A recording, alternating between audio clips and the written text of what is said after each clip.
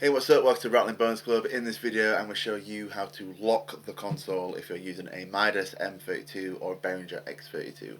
So there's a number of reasons why you might want to lock the console. Maybe you've just finished a sound check and you're going to be away from the desk for a few hours. You don't want anyone to accidentally change anything on your mix before the show starts. So you can lock the console, make sure everything's nice and safe, and when you return, unlock it and get on with the show. Or maybe you're mid-show and one of the microphones on stage gets knocked over, like a guitar cab microphone or something like that, and you're the only one that can go to stage to put that back into position, and maybe your console's out on the floor somewhere where the public can get to it, so you don't want anyone to accidentally lean on the console and turn your show up by like 10 dB while you're on stage. So it's just an extra little bit of safety while you're away from the console, make sure no one can change anything on your mix. So there's a couple of different ways to do this. There's a super simple way, and then there's also another simple way that's slightly more secure, but yeah, they're both really easy to do. So let's get a band playing through the console. And so say I need to go to stage to fix a guitar microphone that's fallen over or something like that. If I leave the desk now, anyone could accidentally knock into my faders and turn everything up. So I don't want this. I want to make sure it's all secure and nothing like this is going to happen.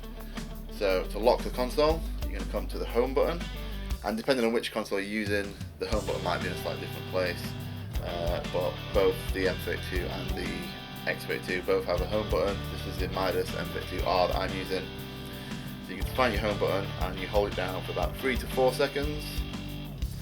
Console enter into lock mode, and now any of the faders can be adjusted. It's not going to affect your mix. None of the buttons will respond, none of the dials will respond, everything is locked. So audio will pass through the console exactly the same as it was when it's locked, so any effects that you've got set up at the moment, all the audio will still pass through that, and you can safely go to stage while the mix is still carrying on. Come back, and then to unlock your console again, just repeat the process.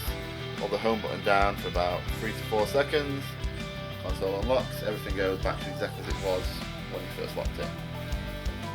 So that's a super easy way to do it. If you want to get a bit more secure with it, you can do like a combination lock. So as long as you include the home button, you can do the home button plus any other button on the console. So for example, we can do home and effects. Hold these both down again for about 3 seconds and the console enters lock mode. And now, if you try and unlock it just the home button, the console will remain locked. So you need to use the same exact combination that you used to lock it, so make sure you don't forget the combination if you do this. And hold the home and effects on the console unlock. And it can be any of the buttons, it could be home and compressive view and console lock, or it could be any of the buttons down here, home and channel select 1 on the console lock. If you want, you can even use more than 2 buttons. You can use 10 if you've got 10 fingers. But say, for example, you can do home, routing and effects. And that will lock, and then to unlock it, you do the exact same combination again, so all 3 buttons. And that unlocks the console. I don't know why you need to lock it that secure. I find the home button works perfectly fine.